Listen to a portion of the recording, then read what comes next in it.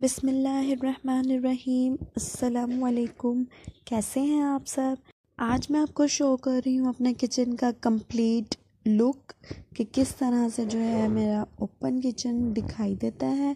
इसकी जो मैंने नीचे वाली कैबिन्स हैं ये मैंने तैयार कर ली थी लास्ट वीडियो में, वो आपके साथ अपलोड की हुई है। मेरे चैनल पे ज़रूर जाकर वो वॉच कर लीजिएगा।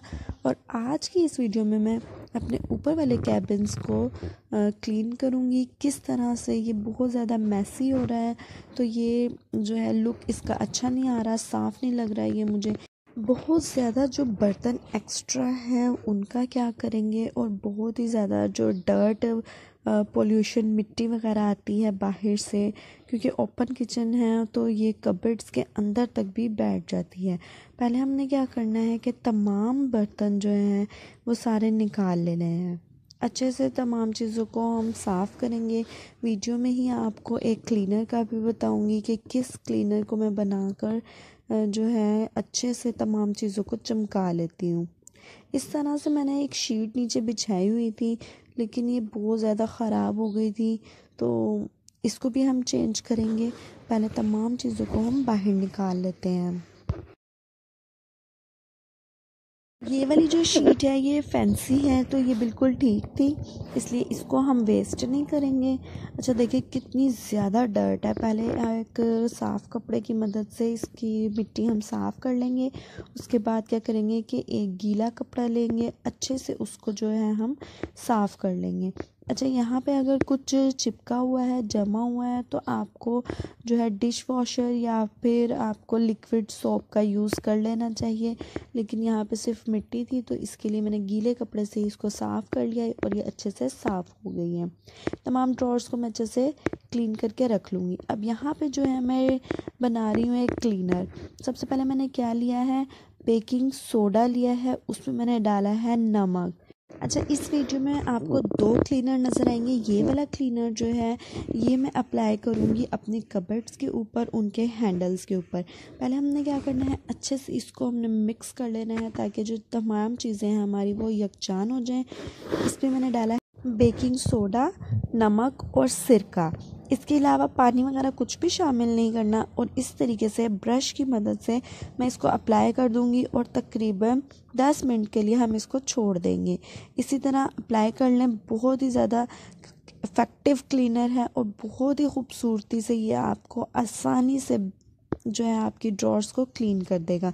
अच्छा इसकी कॉर्नर्स में भी मैं अप्लाई कर रही हूँ, क्योंकि यहाँ पे भी जो है डस्ट वो जम चुकी हैं। अच्छा उसके बाद 10 मिनट के बाद इसको हम ब्रश की मदद से ही या किसी स्क्रबर की मदद से अच्छे से रगड़ लेंगे। उसके बाद साफ़ कपड़े से हम इसको साफ़ कर देंगे। फ़र्क आपको साफ़ वाज़े नज़र आएगा कि बहुत ही ज़्यादा साफ़ हो गया है हमारा, बिल्कुल न्यू जैसा। पहली वाली दो ड्रॉर्स को मैंने ड्राई करने के लिए रख दिया है, यानी कि अच्छे से वो खुश्क हो जाएंगी। और उसके बाद जो है हम इसमें बर्तन सेट करेंगे। बर्तन अभी हमने वॉश भी करने हैं, क्योंकि तमाम चीज़ें जो हैं हम साफ़ सुथरी करके अच्छे से रख लेंगे। अब ये मैं थर्ड वाली कैबिन खाली कर रही हूँ, इसके बर्तन भी हम बाहर निकाल लेते हैं। पहले बर्तनों की कर लेते हैं धुलाई, क्योंकि जब बर्तन साफ़ होंगे उसके बाद ही कैबिन भी हमारा साफ़ लगेगा। अच्छे से तमाम बर्तनों को आप जो भी सोप यूज़ करते हैं उससे वॉश कर लें और इसको ड्राई होने के लिए हम रख देंगे। इस तरह का मैंने टब यूज़ किया है ताकि तमाम बर्तन जो हैं एक ही जगह पर रहें और ज़्यादा खिलारा भी ना मचे। अच्छा अब कैबिन्स को मैंने इंचेस टेप की मदद से नाप लिया है, और जो शीट मैंने आपको लास्ट व्लॉग में दिखाई थी, एक शीट मैंने नीचे कैबिन्स पे लगाई है और दूसरी शीट ये रही मेरे पास, वो हम यहाँ पे ड्रॉर्स के अंदर बिछाएंगे। अब यहाँ पे मैं बहुत थोड़ा थोड़ा सा जो है चारों साइड्स पे इंसेक्ट किलर यूज़ कर रही हूँ।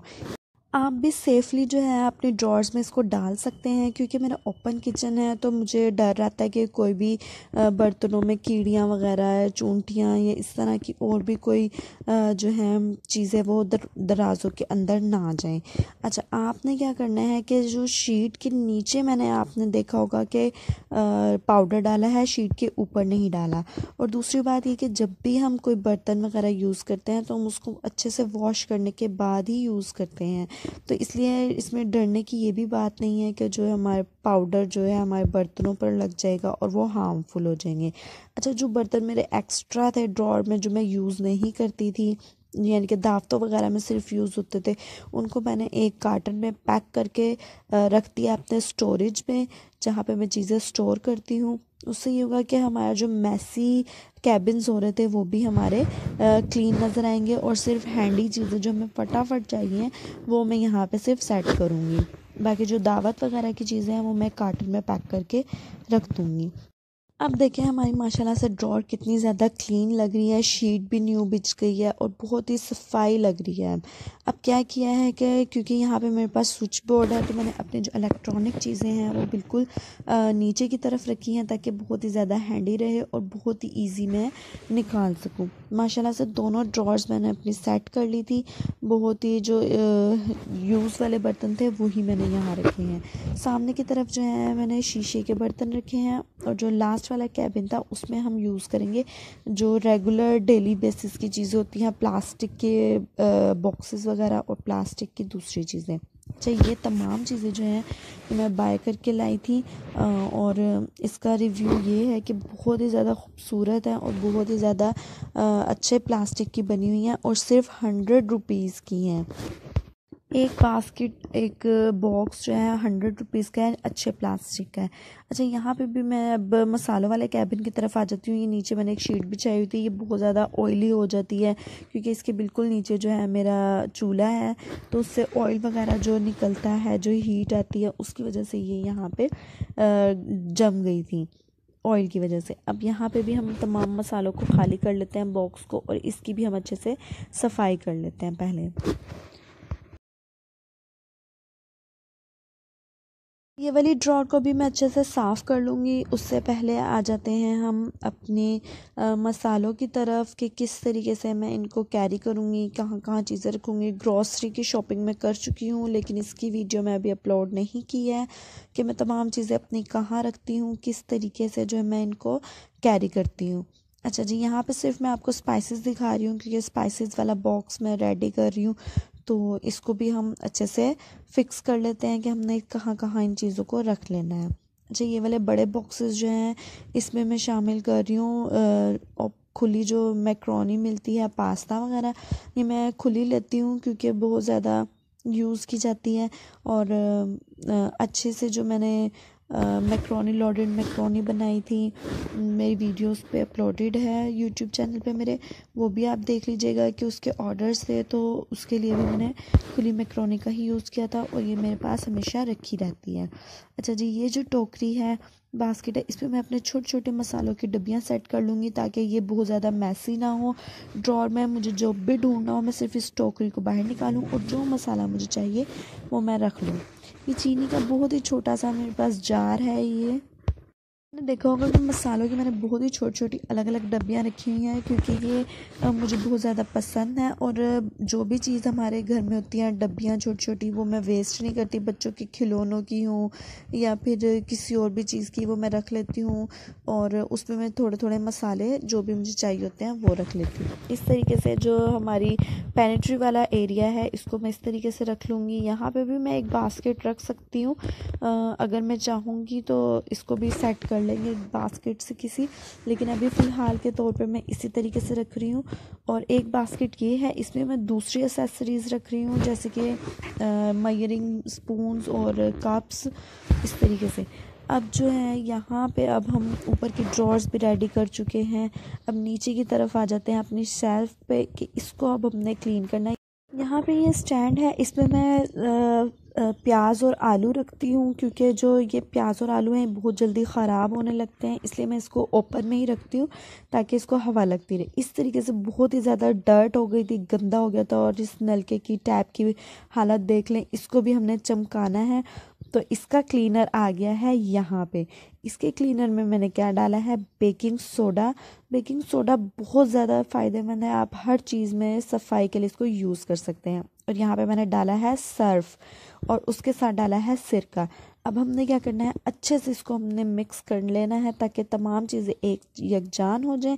और ब्रश की मदद से ही मैं अपने जो टैप पे है इसको अप्लाई कर दूंगी और इसको मैं छोड़ूंगी, अच्छे से स्क्रब कर लूँगी एक बार। उसके बाद मैं इसे 20 से 25 मिनट के लिए इसी तरीके से छोड़ दूँगी। उसके बाद हमने क्या करना है कि किसी भी स्क्रबर की मदद से, हार्ड स्क्रबर मैं यहाँ पे यूज़ करूँगी, जो जूना होता है लोहे का, स्टील का, उसकी मदद से जो है हम इसको साफ़ कर लेंगे। और यही जो लिक्विड मैंने बनाया है इसी से ही मैं अपनी टाइल्स को भी साफ़ कर लूँगी। जो ये लाइंस होती हैं टाइल्स में, इससे हम इसको रब कर लेंगे तो इसके अंदर का जो डर्ट होता है वो सारा निकल जाएगा। अच्छा, स्क्रबर की मदद से अच्छे से जो है मैं तमाम टाइल्स को भी साफ़ कर लूँगी और अपने टैप को भी एक बार अच्छे से साफ़ कर लेंगे। 20 मिनट बाद मैं इसको अच्छे से रगड़ रही हूँ स्टील के जूने की मदद से। और देखिएगा, सिर्फ एक बार ही इसको आपको मेहनत करनी पड़ेगी। उसके बाद इसको वॉश करके देखेंगे तो बहुत ही ज़्यादा साफ़ हो जाएगा और बहुत ज़्यादा चमकने लगेगा।